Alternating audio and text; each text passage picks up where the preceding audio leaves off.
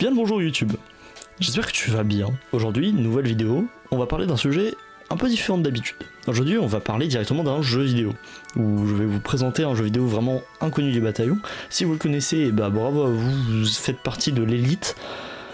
Non, vous faites partie à la limite d'une secte, mais ça ira pas plus loin. Aujourd'hui, on va parler d'un jeu édité par Genius Sonority. Alors, vous les connaissez peut-être pour Pokémon Colosseum, Pokémon XD, Pokémon à la conquête du clavier, Pokémon Shuffle, Pokémon Café Mix ou alors même peut-être Pokémon Café Remix. Mais on va pas parler d'un jeu Pokémon aujourd'hui. On va parler d'un jeu qui est tellement niche qu'en France, on a eu que 3 vidéos sur le jeu. Une vidéo de JV jeux vidéo, une vidéo de Sun Axoli et enfin une vidéo de moi. Ouais, ça fait mégalodie comme ça. Et donc, aujourd'hui, on va parler de Denpamen. Denpamen est un RPG sorti en 2012 au prix de 9,99€ et connaîtra deux suites en France, sorties en 2012 et en 2013. Au Japon, ils ont eu le droit à un autre opus qui s'appelait à peu près... 电波人间 RPG Free. Ouais, et celui-là était gratuit, d'où le free dans le nom. Mais alors, comment j'ai connu cette saga de jeux ? À l'âge de 8 ans, quand j'utilisais encore ma 3DS XL, et bah, je me connectais assez fréquemment sur le Nintendo eShop pour aller dans les onglets des jeux en démo. C'était des jeux, ou du moins des parties de jeux, où tu pouvais commencer le début d'une aventure d'un jeu, avant de t'inciter à l'achat pour des jeux qui coûtaient pas forcément très cher. On a eu beaucoup d'exemples de gros jeux qui ont eu des démos, notamment Pokémon Soleil, notamment aussi Yokai Watch 2, et aussi, pour finir, Smash Bros. Et donc moi, quand je suis petit, bah, je découvre les démos, j'en installe des tonnes et des tonnes, et à un moment, je tombe sur Denpamen. J'ai donc commencé à jouer à la démo de Denpamen 1, et donc je me suis mis à l'aventure. Mais au final, le jeu, je ne l'ai jamais terminé. Ce n'est que plusieurs années après que j'ai repris Denpamen 1, parce que c'est un jeu que je voulais vraiment faire, et il était en français. Ce n'est que quelques années plus tard, en 2025, où je me suis dit, tiens, j'ai envie de faire Denpamen 1 et de le finir à 100%. Et donc j'ai repris ma 3DS et je me suis mis à l'aventure. Le début de l'aventure nous raconte l'histoire d'un des 31 héros disponibles aléatoirement dans le jeu. Le héros vous demande de l'aide pour aller sauver son ami qui est kidnappé dans la tour du mal. Mais seul, il ne pourra rien faire. Mais vous pouvez l'aider. Grâce à un truc, la caméra arrière de votre console 3DS et enfin des ondes radio. Le jeu se base sur les ondes radio pour générer des personnages. Ça marche très très bien, sauf que c'est très limité. En gros, si tu vas rester chez toi, tu vas capter quelques denpas, mais tu vas vite devoir bouger et aller ailleurs pour pouvoir récupérer d'autres personnages. Mais au début de notre aventure, ça on s'en fiche un peu, car on n'a que 4 places pour pouvoir accueillir des personnages dans notre équipe. Il nous est donc possible de nous concocter une équipe de 4 personnages aux aptitudes multiples et variées, des classiques feu, vent, roche, eau, à des plus étonnants, comme la réanimation, le déchaînement, ou même les objets bonus. Après, il y en a certains qui n'ont pas de chance et qui ont littéralement aucun pouvoir. En contrepartie, ils ont de bien meilleures statistiques. Bref, à nous de trouver la combinaison que l'on préfère. Le jeu se déroule en 3 parties, la recherche de Denpa, l'exploration de la map et le boss à la fin de chaque donjon.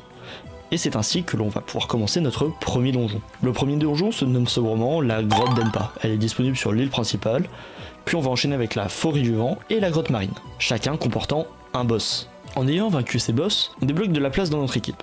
On passe maintenant à 8 Denpamen. Et tout ce bon monde va pouvoir nous aider à casser la gueule aux bestiaires peu variés mais efficaces. Alors, je parle d'un bestiaire peu varié. Quand vous voyez la gueule des monstres, et ben en fait c'est la plupart du temps des ricolores, du coup c'est pas très intéressant. Mais bon, les monstres sont assez bien faits, donc on pourrait s'y croire entre gros guillemets. Alors, on va se réattarder un tout petit peu sur les Denpa, mais vous avez pu remarquer qu'ils ont des couleurs vraiment très apparentes sur leur corps. Il y en a certains qui seront orange, d'autres rouge, vert, blanc, jaune, bleu ciel, bleu foncé, noir, et je crois que j'en ai oublié aucun. Et donc oui, si vous avez joué à des RPG, oui, c'est un effet de type, donc c'est comme dans Pokémon, ils ont des types associés à leur couleur. Le orange sera de type roche, le rouge de type feu, le bleu foncé de type eau, etc. etc. Certains Denpas sont même un peu plus rares que d'autres, car ils possèdent 2 couleurs, ce qui permet d'avoir plusieurs résistances, puis au fur et à mesure des donjons qu'on va affronter, les monstres ont vraiment des spécificités par rapport à chaque donjon. Il y en aura un qui sera basé sur le vent, l'autre sur le feu, l'autre sur l'eau, l'électricité, etc. Et donc il va vraiment falloir varier son équipe et trouver des nouveaux Denpa pour pouvoir remplacer les anciens qui vont avoir beaucoup de mal face aux nouveaux monstres qu'on va pouvoir combattre. On arrive du coup au prochain donjon qui n'est autre que la tour du mal. On rencontre notre ennemi principal, celui qui a capturé notre ami, se nomme sobrement le roi du mal. Si vous arrivez à le vaincre, eh ben vous gagnez absolument rien, il s'enfuit juste avec votre ami et vous débloquez un nouvel archipel d'îles. Donc moi je retourne tabasser faune et flore pour pouvoir XP. On va parler d'XP quand même 5 minutes.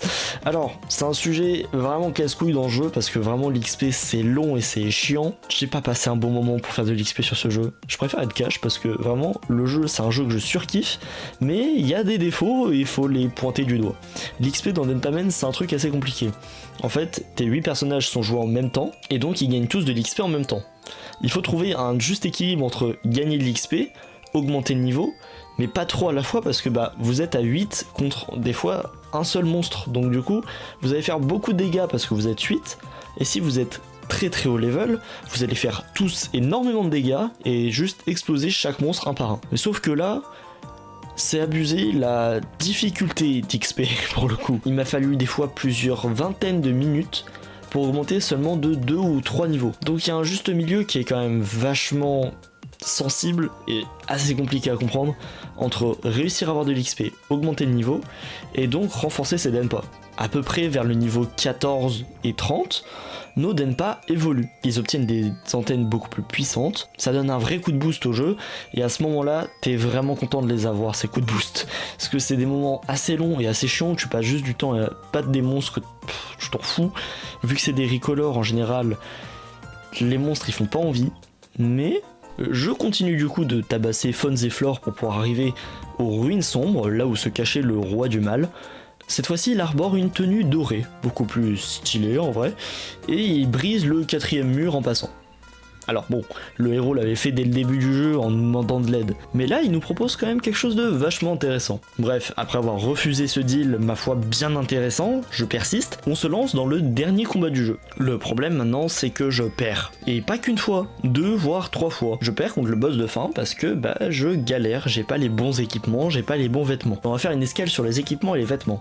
En gros, chaque personnage, tu peux leur filer un vêtement et un équipement, qui peut booster ses statistiques, lui donner une immunité, par exemple un Denpa qui va avoir un vêtement contre la lumière va prendre beaucoup moins de dégâts sur des attaques de lumière, ce qui est assez logique. Du coup le roi du mal, il fait des attaques assez sombres, du coup il nous fait des attaques de type obscur, et du coup je m'équipe pour pouvoir le combattre, et je regarde vite fait sur le wiki, et je vois qu'il est faible à la lumière et à l'eau.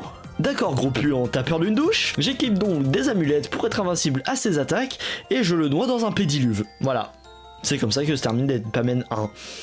Donc on libère Crystal, l'ami de notre héros qui demande en mariage Crystal. Mais attends. Reviens en arrière s'il te plaît. Les 31 héros disponibles. Putain, 31 héros différents qui demandent en mariage? Et Crystal, vrai charreau. Et voilà, c'est comme ça que se termine Denpamen 1.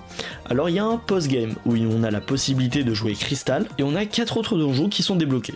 Et le roi du mal sous une forme où il est vraiment dur à battre. A savoir que actuellement aujourd'hui je ne l'ai toujours pas vaincu. Moi personnellement j'ai fini le jeu en 60 heures, ce qui est quand même assez gros pour un jeu qui ne coûte que 10 €. Comme je vous l'ai dit dans l'intro, il y a 2 suites à ce jeu, et on va parler très brièvement. On garde la même base de gameplay, et les jeux se suivent, donc c'est exactement la suite de l'histoire du 1 sur le 2 et le 3. Le seul bémol, c'est qu'on perd la traduction VF qui était unique au 1. Il y a eu aussi 2 versions supplémentaires pour le Japon, une sur téléphone et l'autre sur 3DS, les deux comportant des microtransactions. Mais si vous avez vu cette vidéo, vous savez qu'il y a eu un nouveau jeu disponible sur Nintendo Switch et sur téléphone, aussi avec des microtransactions, mais qui est en soi gratuit, vous pouvez le faire en free-to-play. Le problème, c'est qu'on a une version traduite en japonaise ou alors en anglais. Après, du coup, ce jeu-là est pas trop fait pour moi, je galère pas mal à me mettre dedans, Alors que le 1, le 2, franchement je suis content parce que c'est des jeux auxquels je les ai achetés et du coup je sais que j'aurai l'histoire sans avoir besoin de payer à un moment pour débloquer du gameplay supplémentaire. On va parler vite fait des musiques du jeu parce que les musiques sont franchement très cool. Elles ont toutes exactement la même DA, un peu synthé, un peu robotique, vraiment la vibe, on est dans des ondes radio, passe extrêmement bien. Et du coup je vais pouvoir aborder un mini sujet avec vous, c'est que dans mes vidéos j'utilise beaucoup de musique et les musiques je les utilise uniquement si c'est des jeux auxquels j'ai joué, et du coup Denpaman en faisant partie je vais pouvoir maintenant utiliser les musiques de Denpaman pour mes prochaines vidéos, et je fais ça sur toutes les musiques que j'utilise dans mes vidéos. Je vous invite à écouter les musiques et à vous faire votre propre avis. Maintenant on va prendre le dernier moment de la vidéo pour parler moi personnellement qu'est-ce que j'ai ressenti après ce jeu. Alors je l'ai fini du coup en mars 2025, le jeu je l'ai beaucoup kiffé, par nostalgie de 1 et de 2, juste j'aime beaucoup les RPG donc c'est vraiment mon style de jeu, même si il sera jamais top 3 de mes jeux favoris. Déjà parce que je pense que Denpaman 3 va lui mettre une fessée monumentale, mais aussi parce que le jeu regorge de défauts. L'XP comme on a pu en parler, mais aussi le mapping, la façon dont les maps sont générées. Alors c'est pas de la génération aléatoire, ça a été bien fait par des êtres humains,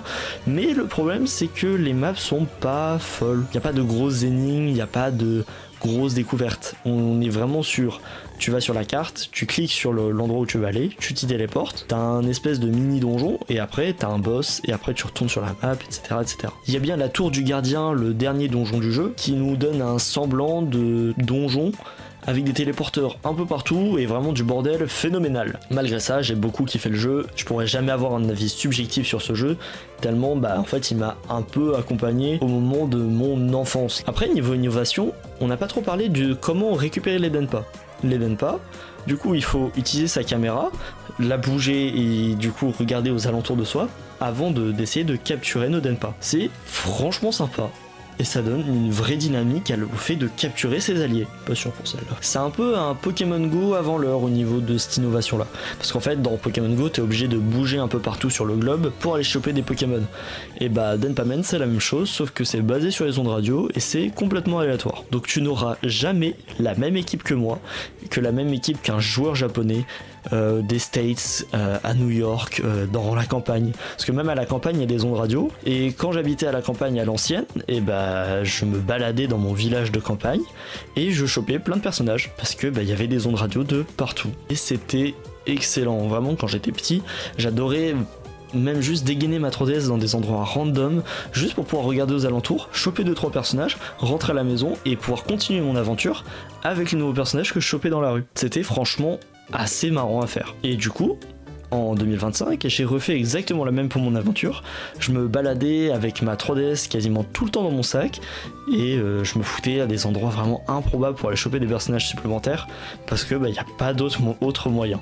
Il y a bien les QR codes qui sont utilisables dans le jeu, mais je trouvais ça triché. Dans ces suites, du coup, on a des nouvelles mécaniques, des équipements qui sont disponibles avec des gants, avec sac à dos, avec des chaussures qui augmentent du coup nos statistiques de différentes manières. Il y a aussi le mode online qui a été ajouté et c'est là où tu te rends compte qu'il y a vraiment des putains de tryharders japonais, mais plus que sur Pokémon, et c'est vraiment vénère.